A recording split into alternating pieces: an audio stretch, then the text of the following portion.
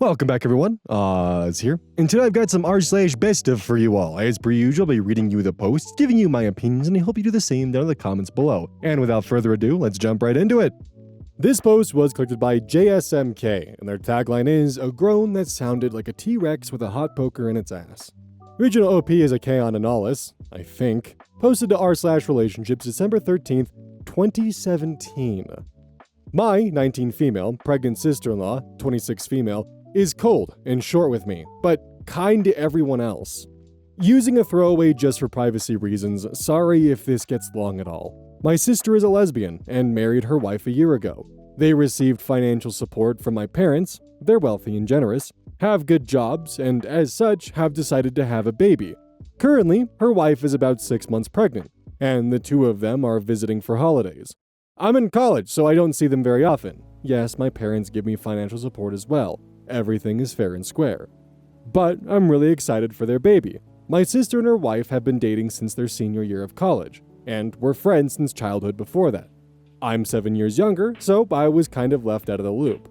I never knew my sister's wife until they got married, and even then, I was swamped with my first year of college, so I didn't really ever get to know her. I was really excited though for this trip, since we'd get some one-on-one time together. Our parents live about 2 hours away from my sister and her wife, and I flew in from across the country. We're all staying with our parents, who are not yet retired. My flight got in yesterday late at night, so I slept in. My parents went to work, my sister went to go do some shopping, my sister-in-law stayed in with me, but I didn't realize she was around until she came downstairs while I was making lunch. She's pretty obviously pregnant, and I haven't seen her since her wedding, so I was really excited to see her. She was not. I said hi and went to hug her, and she backed away. I apologized, and she just kinda looked at me weird, and then went looking through the fridge. I tried to make small talk with her, so I asked when she was due. She gave me a really weird look, like I'd asked what her cup size was, and then just said March and kept making her food. I said I was really excited to have a niece or nephew, then asked if she wanted a boy or a girl. She sighed really loudly, said she didn't care, and moved on. My sister had mentioned that her wife had PTSD due to a previous pregnancy, so I worried that might have been it. I tried to shift the subject and asked how her work was. She set her knife down really loudly, stared at me for 30 seconds, then said, "Fine," and went into the dining room without saying anything else. Throughout the day, I kept just trying to interact with her, offered to get her a drink while I was in the room. She just muttered no, asked what she was watching. You wouldn't know it. It was The Simpsons. Said I was really glad she was spending the holidays with us. A very begrudging, yeah. Really, I thought this must just be how she is. Then my parents and sister came home, and she was super cheery and nice to them. My dad was asking if they had names picked out, and she just wouldn't stop chattering on. My sister said she wanted a family name, and her wife insisted on a unique name.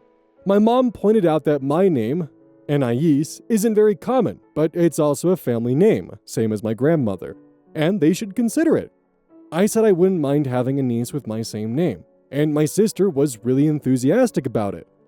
Her wife gave me a death glare. I just ended up getting the silent treatment. At dinner, I asked if she would pass the potatoes, and she didn't listen. I repeated myself. She ignored me.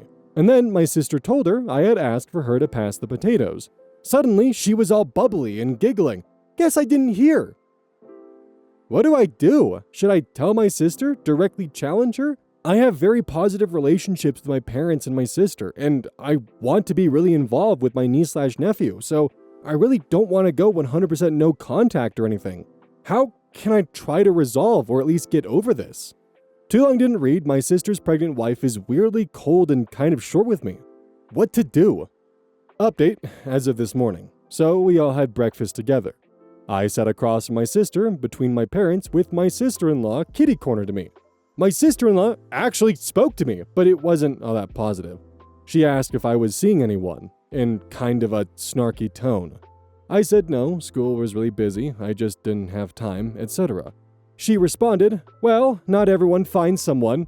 My sister tried changing the subject, asking my parents whether or not they'd gone to their winter home yet.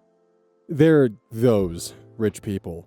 My sister-in-law was so nice to them. She was saying what a gorgeous house it is, how grateful she was to have been able to take a vacation there with my sister last month. My mom is easily flattered, so once my sister-in-law got started, she started gushing about her, and it was just a mush fest.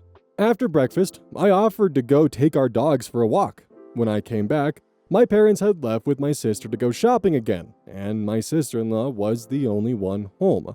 She asked me how I was liking college, and I said I was liking it a lot. I major in pre-dental, started talking about it a bit, and she rolled her eyes. I apologized for oversharing, and she said, "No, it's fine. You just have a problem with reading the room, I guess." Then she walked away. When my sister comes home, I'm definitely going to tell her about it. Opie clarified why sister-in-law may not like her. There was one thing I might be able to think of in terms of her wedding. It was initially scheduled on the day of my finals. This was prior to invitations being produced/mailed. Just their idea. So I called my sister to tell her I either wouldn't make it or the date would have to be changed. She was really upset about it because she and her wife had wanted a winter wedding, and the date seemed perfect for them, etc. I said they didn't have to sacrifice the winter aspect, just maybe move it a day back. There was a kind of a big fight, and I can assume my sister-in-law got in on it, but my sister is kind of the person who likes to be liked. Think of her as a human golden retriever, and she didn't want to be mad at me, so we worked through it. Her wedding ended up being the day after my finals, which I was grateful for, and there's been no resentment or hard feelings since. My sister actually laughs at herself for being kind of an ass. Her choice quote from that time was, "You just don't have to go. It's just a test." I was my sister's maid of honor, and I didn't see much of my sister-in-law prior to the wedding. She'd gotten food poisoning from her bachelorette party, so she was kind of holed up for the majority of the pre-wedding hubbub. During the reception, I made a toast, talked about my sister and her wife's friendship, how we've just been waiting for the two of them to get married. They're a match made in heaven, etc., etc. She teared up, gave me a big hug, and said she was excited to be my sister-in-law. I wanted to talk more with her, but some relatives wanted to ask me why I chose the college I did, so I went to talk with them. I'm probably going to bring this up with my sister either today or tomorrow. It all depends on what my sister-in-law is up to.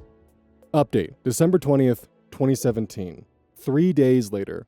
So, I didn't get the chance to talk to my sister. When my parents came back from shopping with my sister, my mom started saying how she had the perfect onesie for her granddaughter. Before my sister-in-law could start gushing, I asked what my mom meant. She asked if I hadn't heard I'd be having a niece, and I replied I hadn't. My sister said it was weird because she'd asked her wife to tell me once they'd gotten the ultrasound. Her wife had zero excuse and had the most deer-in-the-headlights reaction. There was something that just sort of snapped and I started crying. I felt kind of spoiled and horrible for it, so I apologized and went upstairs with the dogs. My parents came upstairs and my mom went to go ask if I was okay, and my sister and her wife started shouting downstairs. My mom basically said that my sister-in-law does not like me, and then it wasn't really my fault. She's just bad with people she doesn't know, and took it out on me inappropriately. And yes, my sister-in-law was still pissed about the wedding date thing, which just made it worse. I felt really shitty and just like really bad.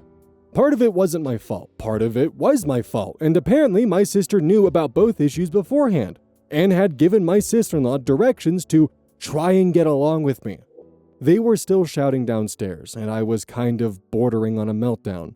So I asked my mom if we could take the dogs for another walk. We went out the back, and when we came home, my sister had left the house to cool down, and her wife was upstairs. I spent most of the rest of the day downstairs until my sister came home. She had obviously been crying and was in a bad mood. My mom took her into the kitchen to try and calm her down, so I kept sitting in the living room. I felt like a bratty little kid again. Like I genuinely felt like I'd fucked up my sister's marriage and probably ruined our relationship in the process too. Everything just felt awful. And when my sister came out of the kitchen, she didn't even look at me. Just went storming back upstairs. Her wife started yelling first, and they were fighting for a while before it got quieter upstairs. My mom, dad, and I went out for dinner, and when we came home, my sister-in-law was waiting for us. My sister-in-law apologized to me, saying she had been petty and rude. and that the wedding date thing had been a non-issue. I said it was okay if she was upset about the wedding thing, but I wish she had let me know. She said it wasn't that easy, since my sister would basically take a bullet for me, and it had caused them a big fight before their wedding.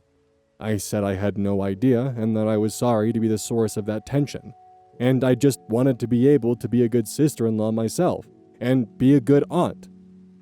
My sister-in-law got angry, and said I had ruined the opportunity for the first one, and she wasn't banking on the second one.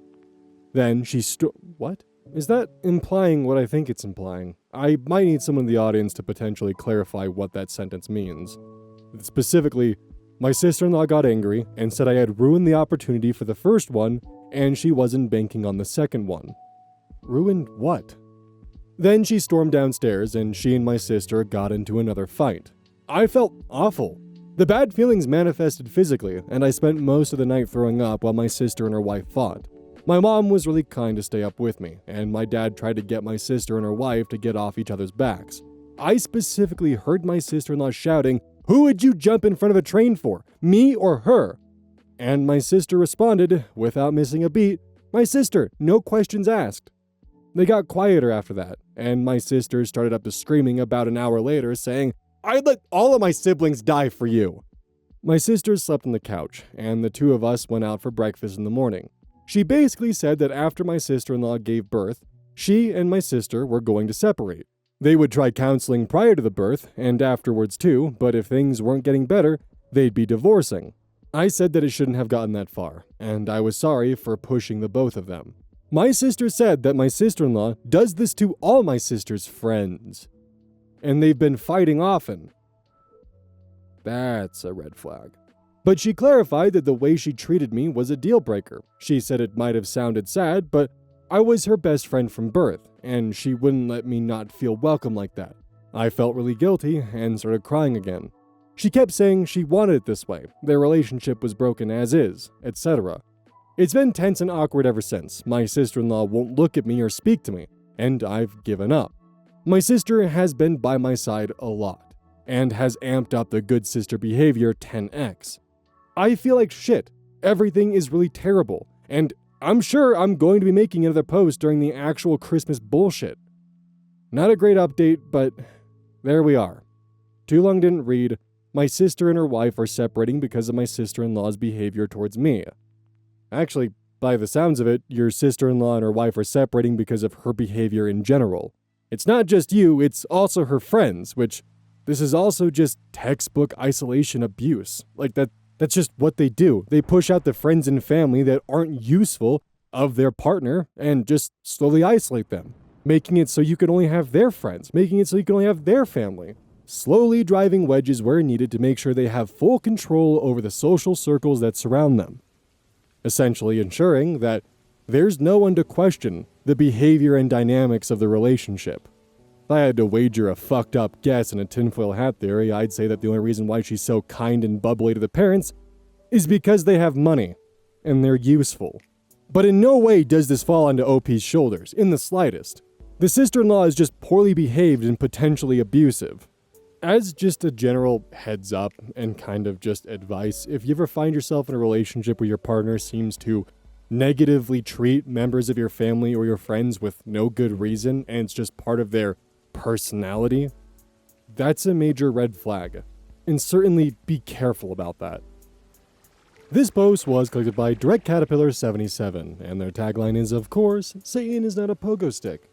The original OP is Snoodaz45, posted to r/TrueOffMyChest, August 4th, 2023. My boyfriend faked a proposal, so I broke up with him. And just in case you're wondering, no, we have not covered this post before. There was one that was very similar to this on Oh No Consequences, but I assure you they are not the same because I had the same thought. I, 24 female, have been dating my boyfriend Andrew, 26 male, for 5 years now. We've had a healthy and stable relationship, up until today. Andrew has always been a prankster and made jokes with me all the time. And I do it to him too, but today he took it way too far. In the morning, he woke me up at 7 a.m. and told me to wake up because he wanted to take me to the spa. I was pretty surprised because it wasn't a special day or anything, but I was all in for it. At the spa, he told me how he wanted to go to a fancy restaurant after we were done at the spa, and that he was paying. Of course I agreed, as we hadn't been out together in a long time. We then got to the restaurant, we had a beautiful and romantic dinner and just a nice time in general. We were talking about a house we were planning to move into and chit-chatted about other stuff too. After around 40 minutes, Andrew stood up and got on his knees and took out a box out of his pocket.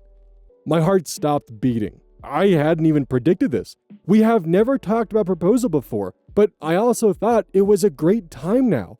He did a speech about how I was the most beautiful girl in the world and how he wanted to live with me forever and ended with, "Will you marry me, my princess?" Of course I said yes. Seconds later, all that excitement turned into horror. He opened the small box I expected him to put a ring in, and in it was a note saying, "You've been pranked!" And Andrew started laughing, hysterically. He continued with, "Baby, this was just a prank. I'm not ready at all to marry you yet." He was leaning in to hug me, but I gave him the biggest slap ever with tears streaming down my face. I just told him, "We're over, you fucking scumbag." I'm now sitting in my bed, crying and writing this, and I don't know what to do. He's been texting and calling me, but I haven't responded because I feel so bad. Betrayed and mostly angry. I thought this was gonna be one of the best days of my life. What should I do? Update, August 5th, 2023. Thank you guys so much for all the love and the replies on my last post. I honestly didn't expect it to get as much attention as it did, but I'm very, very grateful for that, and it has helped me a lot. I asked the mods of this subreddit if I could do an early update, and they allowed me to, so here's the update. After I made that Reddit post, I fell asleep crying, then woke up and decided to call my now ex-boyfriend. I told him that it was over, and that I didn't want to be together with someone who after 5 years still isn't ready for marriage, and make a big joke about it. He cried, and then turned angry, and demanded me to stay, and told me I was a fucking asshole for leaving him like this after everything he's done for me. He cussed me out so much that I stopped listening at one point, so I don't really remember everything he said. In the end, we came to a sort of agreement that we're going to sell the house, and that he will be sleeping in the guest room for now. So today, I've just been scrolling the internet for apartments so I can have a fresh start. He's still not happy about the breakup though. He's trying so bad to get back with me, saying stuff the whole day like, "Can't we be together again?" And "This was just a small mistake I made." But the one that did it for me was, "Don't be so fucking petty and drop it. You know we're happy together and you know you still want me." When he said that, I absolutely lost it and called him every single name I could come up with. Then slammed my door. I think he also told his family about this whole situation because today I got a call from his mom telling me how selfish I was and how I couldn't handle a simple joke. And it ended with her calling me a slut and hanging up the call. After that, I've gotten several messages from his family members such as his siblings, his dad, and even his aunt. I've tried to just block them all, but every now and then comes a new message. I feel like more will happen, but the next update will probably not be in less than a week or so, as I'm gonna try to sell stuff I don't need, find a new apartment, and fix everything with the house and stuff before we put it up for sale. I just want to get out of here as quickly as possible. Update 2, August 15th, 2023. Hello everyone, it's been a while since my last post, and once again, I want to thank you all so much for all the support and love. As for now, this will probably be my last update. After my last post, we had constant fights for days during the evenings, and one day, I decided that I had enough. My closest friend let me move in with her for now until I find somewhere else to live, and I still don't know what we're exactly doing with our house, but I've gotten lawyers involved, and it's going to take quite a while. The biggest incident since I last posted is probably that I met my ex's mom in a mall, and she full out screamed at me in public. I have never felt so humiliated. Everyone probably thought I had done something horrible as she yelled things like, "How could you do this to my son?" and "You're a terrible human being."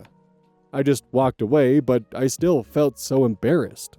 Also, ever since I moved, constant messages have appeared from my ex, from his friends and from his family members, and they are nasty messages, such as, "No one would give a flying fuck if you died. You're a waste of space." Or, You're such a self-centered slut, leaving your boyfriend over a small joke? I try to ignore them, but sometimes I do break down over them. This situation has helped me learn who my real friends are, as some of my friends turn their back against me. This whole thing still feels so surreal to me, and it's going to take a long time for me to process it. However, if there is anything else I need to update you on, I will. Thank you all again so much for the support. It honestly has been helping me a lot. I don't know what the guy was expecting. He just toyed with his girlfriend's emotions for an entire day, and then dropped the proposal and hit her with, "You've been pranked!" And didn't expect that to have a negative reaction. I think the cherry on top of all of it was definitely the fact that he said that he's not ready for marriage. After 5 years, I'm sure that probably hurt quite a bit, especially after the performative display of pampering and care throughout the entire day, followed by the really nice speech, and then circa 2014 prank YouTube video happens. Like, what did you think was gonna happen, dude? For there not to be a negative reaction? This post was collected by Quarty, 98 76 54 32 101. Wait, it's just 9876 5432 101. Heh. And their tagline is, "Doesn't even comment." The original OP is Rainier Cherries, posted to r/malicious compliance November 24th, 2021. Supervisor asks student with cancer to turn on their camera during a virtual meeting, and you won't believe what happens next. /sarcastic OCL. Clickbaity article titles aside, it's a long one. It happened 2 days ago, and I'm still giddy. Enjoy! All the below names are pseudonyms. There are 2 important background things to know for the story.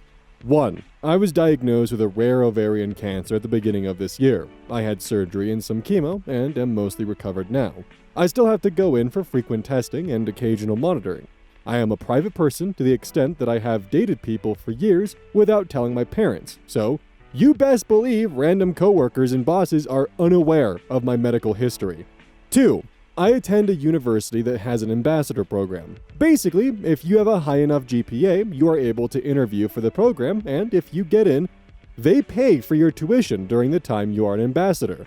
In exchange, you work 5 hours a week and work graduation/other events. I am one of these ambassadors. This is my story. Dun dun. They have a little Law and Order sound effect thing, and I think it's funnier if I did it by voice rather than actually putting it in there, and then having this awkward explanation afterwards. The king of comedy over here. My supervisor for the ambassador program, Miss M, has spent the majority of our time together belittling me.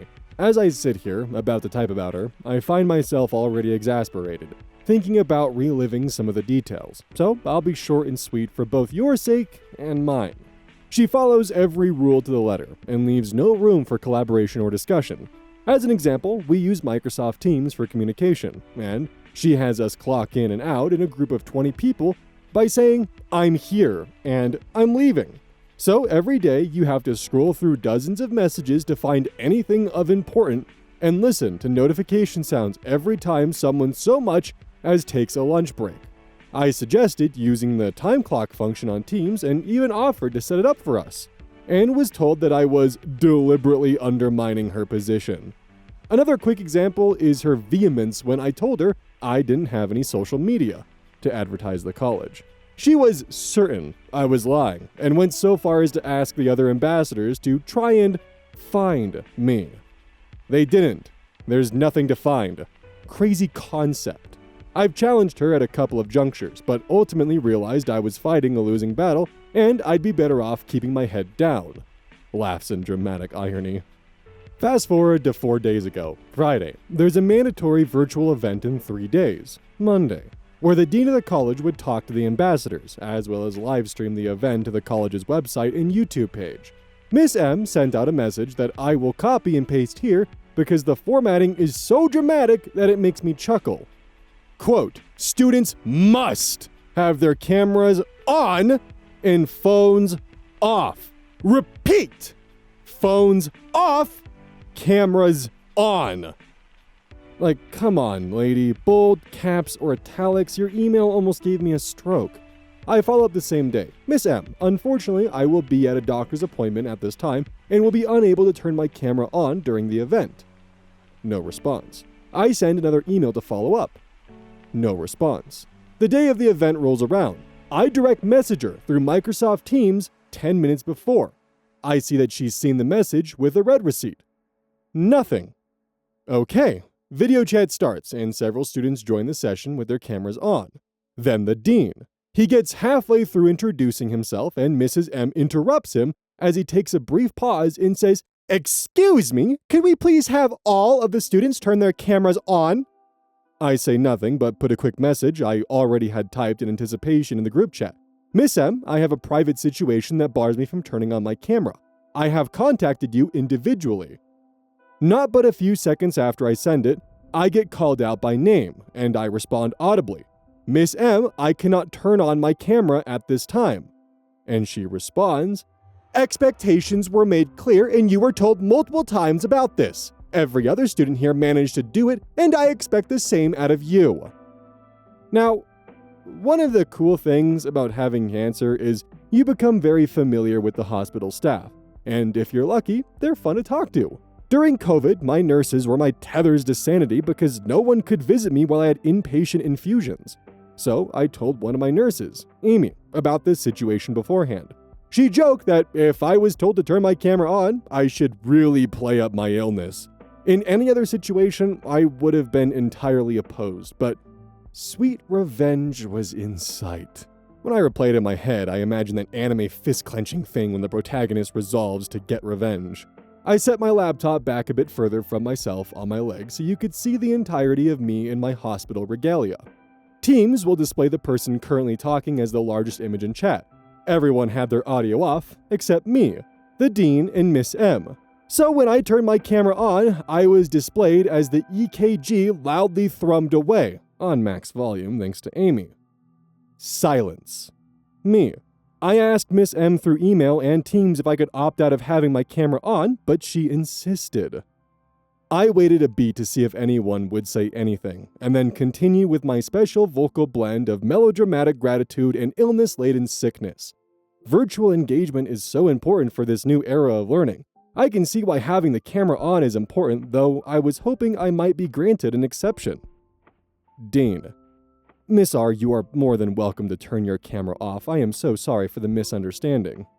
Me. Thank you so much for making a special exception for me. It's been a difficult week, but I feel grateful to be here. Then, two other people leave the call. One was Miss M, and the other was Anthony, who is Mrs. M's boss. I didn't know he'd been there. I haven't heard from either of them yet, but I'm awaiting a follow-up with anticipation. I'm typing this from the hospital and feeling gratitude for a lot of things. 'Tis the season, after all. I am here, I'm alive, and above all, this stupid disease won't stop me from putting a bully in their goddamn place. Too long didn't read, I'm recovering from cancer and had to go in to be monitored for a separate but related condition.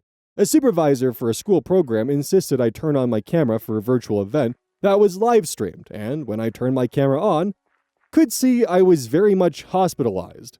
Hilarity ensues, cue sitcom music. Update. This will not contain the juicy follow-up, just some clarifications. So, do you guys want an update? No matter how hard I try, I just can't tell. A couple of clarifications. I don't, at this time, want to sue her. I want her to be better. I am not in the thick of cancer right now. I'm definitely better than the beginning of this year, though I appreciate the warm wishes. I was going to ask the university to take down the video on the university website and YouTube, but when I went to check, it had already been removed. I already saved a copy of it per the advice of a colleague. Reading through these comments has been the highlight of my week.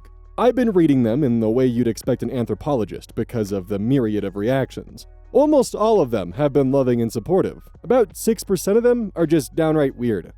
Some of my favorites. 1. A colorful variety of people threatening to assault or kill me. 2. People telling me how they'd either A. had cancer or B. been to college, and it was nothing like that. And I am dead wrong. Tisk tisk to me. 3. The guy who asked me for nudes, I can't imagine what went through his head. Did he get to the second line and see the word ovarian and think, you know who sometimes has ovaries? Women. Good enough for me. I also didn't expect so many people to compliment my writing. I've been procrastinating finishing up a D&D one-off campaign, and this has really boosted my motivation. The long-awaited update. The mods have removed this update at the time I'm writing, so hopefully the link will be working by the time you get to it. Update. The original. I had to upload this twice due to some technical difficulties, and by that I mean I went to edit something and deleted like half of it and didn't save a draft like a dumbass. Oh hi, I didn't see you there. In lieu of saying, wow, this blew up regarding my initial post, I'm going to instead refer you to my favorite Wikipedia page, the Defenestration of Prague, because I find it absurd and wonderful. Just for context, apparently some Czech citizens, not once, not twice, but 3 times, all grouped together and, lynched the local city council. Numerous times. Please forgive my delay in updating you all. 2 reasons for that. 1. In the States, we celebrated Thanksgiving the same week of this occurrence, causing the college's response to be delayed. 2. I was scared, y'all. You guys seem like my kind of people, but holy smokes, were there a lot of "update us now" messages. I was worried if I didn't update you, saying her fields were burned, her home pillaged, and her family banished, that you'd tell me I was weak and spineless. Spoilers, I am. The short version, Miss M was fired. The long version. November 23rd. As a quick little insert here, the original post was November 24th, but that is because it was reposted during this time because it was removed as they stated, so the timeline's a bit wonky. I am discharged from the hospital. I file a formal complaint to the college regarding the incident, and I ask for the videos to be removed from any public platform. From what I can tell at the time, this has already happened, but I wanted to be clear that I did not consent to it being publicized any further. November 24th to November 29th. The school is on break for Thanksgiving, no ambassador program and no messages from the school. Despite this, about 16 students were present for the meeting, saw everything transpire, and I received Teams DMs from about half of them sending me warm wishes and asking if there is anything they can do to help. December 1st. The first day back to the program since our fun little dean meeting. I scroll through the previous messages in the chat and notice Miss M has an out of office status by her name, as opposed to away or online, etc. As soon as I clock in with the jovial virtual "I'm here," I received a message from Anthony, who you may recall is Mrs. M's boss, asking if I have a moment to speak. I do. I might add he pointedly offers twice to let me choose the medium which we communicate, whether that be via video chat, audio, or over messages. What follows is a video call with myself, him, and one unknown person whom I suspect was a lawyer. I was met with vague half apologies and follow-up questions that can best be described as a litmus test just to see how fucked they were. I was also a bit vague out of a smidge of morbid curiosity, but then it occurs to me that this is neither Anthony nor the college's direct fault. So I ask if I can voice some concerns I have with the ambassador program. I have already created a list at this point of the issues I'd like to bring up. He and I proceeded to have a very cordial conversation about small things, the way we clock in and out, and the bigger ones, the way university staff speaks to the students they employ with indignity and disrespect. I mentioned how I am older than the average ambassador, that I've had a couple of real adult, trademark pending, jobs which have spoiled me in the sense that I feel listened to and valued on their teams, and how the ambassador program has notably not done this. I also mentioned how for ambassadors, unlike me, who haven't had a job prior, this sets a poor example for how they should expect to be treated. He listens to me and actively takes notes. He asks if I can voice my concerns to some board members, and I say, absolutely. December 7th. I clock in and then notice a surprising lack of messages in the general chat. I then see a message sent to the ambassadors and the admissions staff the previous day. Staff will now clock in using the time clock function, instructions provided in the attached video. I think to myself that I've never been more pleased at a message regarding clocking in my life. And the actual words, wait until Reddit hears about this, pops into my head, which makes me cringe at myself. December 9th. I clock in and hype myself up to speak with the board during this shift. It might be worth noting, I'm not a great improviser, but given time to prepare, I can generally get my point across eloquently. I speak with them for an hour and 10 minutes, and to save you some time, I will just give you a few main points. There are many reasons a student may not be able to turn on a camera, such as their income, mental health, or comfort with their current environment, and demanding they do is directly discriminatory against those students. A program that expects students to actively advertise and bolster the college should foster an environment worthy of such praise. Regardless of anything that transpired, I was treated and spoken to like I was not only incapable but malicious. It should not have taken my having literal cancer for this to be noticed and addressed on the team, as opposed to the widely known metaphorical cancer. The dean stays after to talk with me, asks me how I'm feeling, how was my vacation, how are finals, etc., small talk, etc. I transition us to Mrs. M and ask how she is, as we hadn't seen her for a little over a week now. He tells me she has been offered an alternative position and would no longer be working in the university. Many of you predicted this already, but I was surprised I didn't really get much of an apology from anyone.